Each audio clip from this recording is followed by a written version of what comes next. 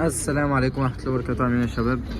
جبنا لكم النهارده في فيديو هنوريكم اخر التغيرات عن الحمام. عشان في كومنتات جت كتير ورينا الحمام بيوم بيوم وكده، فانا هوريك كل حاجه عندي اخبارها ايه. احنا اول حاجه عملناها بس جديده ان فصلت القص عن بعضه. ليه بقى؟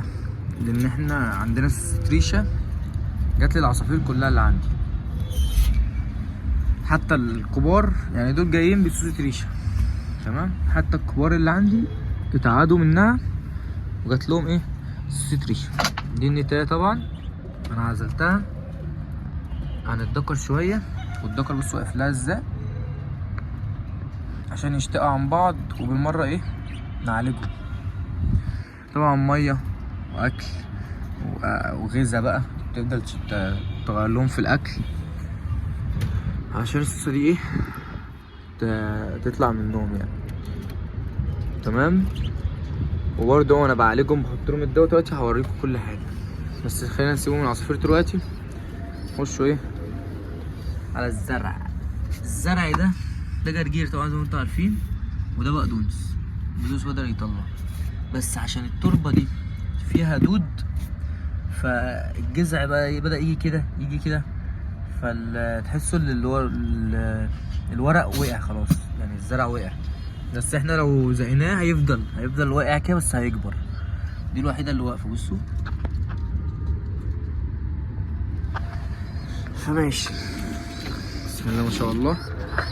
بس اللي هو حاطينه مع بعض كده عشان يشتغلوا خلاص. طلعين الزغلول ده اهو بسم الله ما شاء الله، وبدأ يلقط مع الاهالي. الدنيا تمام، وهيطلع جسم الزاجل واخد وش الزاجل واخد كل حاجه شويه الزاجل، بس هو طبعا مش زاجل. طبعا انت ممكن تذبحه او ممكن تشغله ايه كحضان. بسم الله ما شاء الله. بص الحوصله، والحمام بيطلب اكل كمان، يعني الحمام عمال ايه عايز كلف، عايز الكلف. فتعالوا ايه نحط لهم حبه الكلفه اللي احنا ايه لسه جايبينها، بس مصورناهاش بصراحه. بس جايبين كلفه ايه كويسه.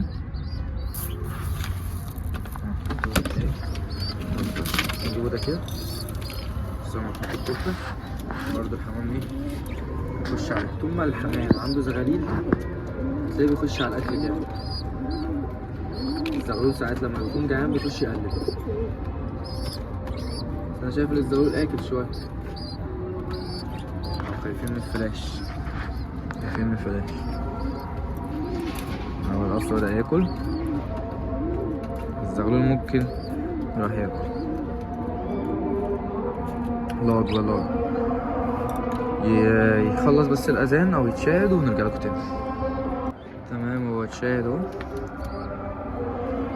ودول بياكلوا خلاص. خلينا ايه نسيب ده نشوف القص والغزار. هو لسه هيطلعوا برضو نقوا ايه، بدأوا ينقوا الاكل الخشن، سايبين الناعم اهو. بالعكس اللي هم كانوا في اول الفأس بتاع الزغلول كانوا بينقوا الناعم ويسيبوا الخشن. طبعا بصوا سايبني عمال يعض في امي، بس سايب طبق التحديق اهو. قلت لهم تحديق ناعم ومش بشيله من عندهم. بصوا حتى بيعض الطاجة، بص سيبه زي ما هو تمام. تعالوا نتفرجوا على الزغلول. بسم الله ما شاء الله، بسم الله ما شاء الله. الله طبعا البيضة دي برضو تبعهم انا وريتها لكم برضو في الفيديو اللي فات، بس الزغلول ما كملش جوه، فعادي انا ممكن اسيبها وممكن اشيلها. انا قلت ايه الاحسن ان احنا ايه نشيلهم من عندهم عشان يهتموا اكتر بالزغلول.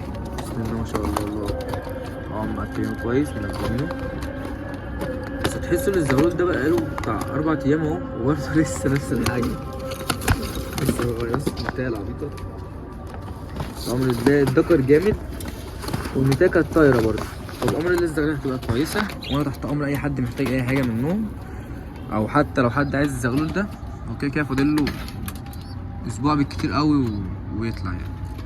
لو حد عايزه حضان او حد عايزه عادي انا تحت امره، مش هنختلف في اي حاجه تمام. واللي عنده نتايه زاجل يكلمني وان شاء الله يعني اللي عنده انتهى زاجل يكلمني ونخلصوا فيها، وان شاء الله انا عايز اعرف ده ايه بقى، انا مش عارفه، بيشخور وكل حاجه، بس انا حطيت له النتايه البندايه دي قبل ما احط له الزاجل، مش عايزها.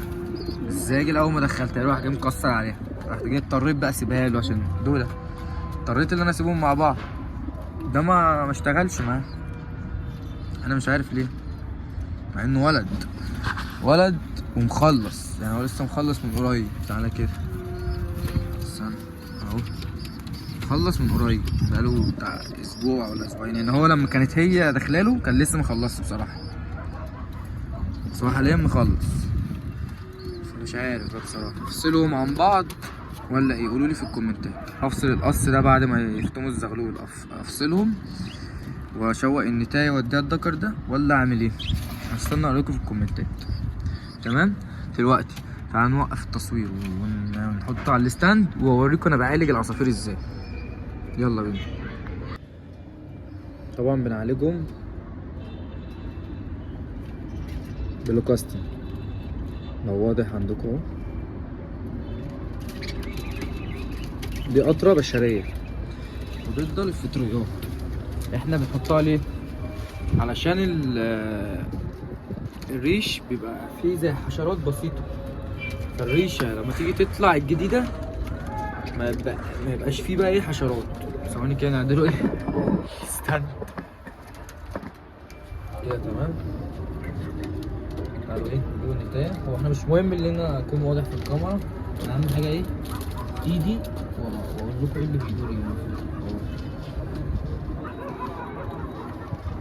طبعا لو انت مش بتستحمل عضة العصفور فما انصحكش تعمل الحركة دي اصلا، خلي حد يبقى كويس في التربية يعمل لك الحركة دي، لان انت لو مش بتستحمل عضته هتسيبه هيطير منك. فعلى ايه؟ ادي كل حاجة لصاحبها. فاحنا اهو يا رب يكون واضح، هنحطه كده ايه على الريش، بالذات على السيوف بتاعة الريش. نمسكها كده بقى اهو، واضح معاك اهو، نمسكها نفركها له كده تمام، تفرك الريش. طبعا هي لو طالتك وانت بتعمل الحاجات دي هتعضك عضة حلوة يعني اهو. حط كده، حاول تفرد على الريش كله، هي نقطة صغيرة وتفركها كده، حاول تطلع ايه فوق على الريش كده، يا رب يكون واضح معاك اهو كده. هي ايه الجناحين تمام، طبعا ما بنأذيش العصفور ولا اي حاجة. نيجي بقى عند الديل، شايف مخرج اهو، المخرج بتاعها اهو ملناش دعوة بيه، هنيجي فوق كده وندخله ايه وسط الريش ونحط نقطة، ونيجي من فوق كده نخش وسط الريش برضه ونديها نقطة بس، وتحاول ايه تفركها كده بس كده. كده العصفور معاك خلص، العصفور كده خلص ايه. نسيبها مكانها، واهم حاجة تنوع لهم الاكل، لان السبب من اسباب الريش دي او تجلط الدم هو التغذية، فهم جايين لي اصلا تغذيتهم ضعيفة وباين عليهم من الاول. بس هو انا اجيب لكم العصفور التاني، بس هو عارف عمال بيتنطط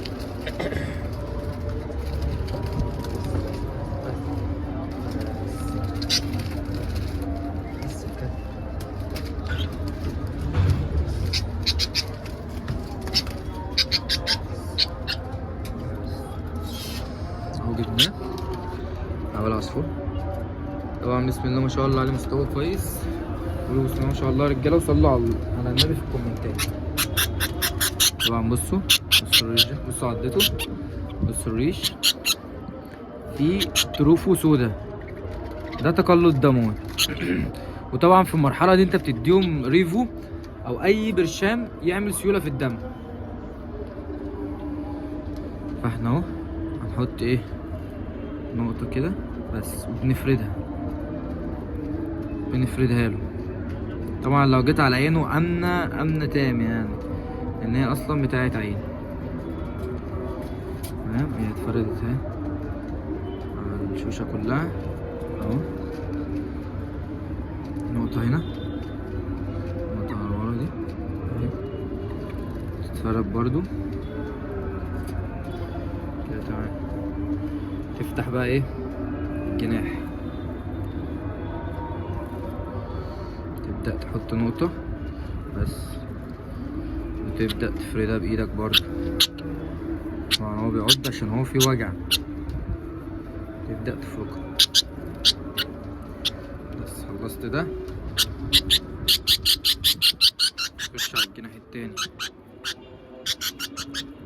هو طبعا ميعرفش اللي انت بتساعده، هو مبيفهمش، بس عضته جامدة، العضة دي جامدة اهو. نفركها له، هنبدأ ايه نخش على الديل. تروح نقطة برضه، نقطة من ورا زي ما انا ايه قلنا بس. كده العصفور خلاص كده العصفور متعملوش حاجة تاني. دول بيبقى مجرد مرة في اليوم لمدة 4 أيام. طبعا عندنا بقى دول هم لسه عارفين فبيبدأوا يجروا،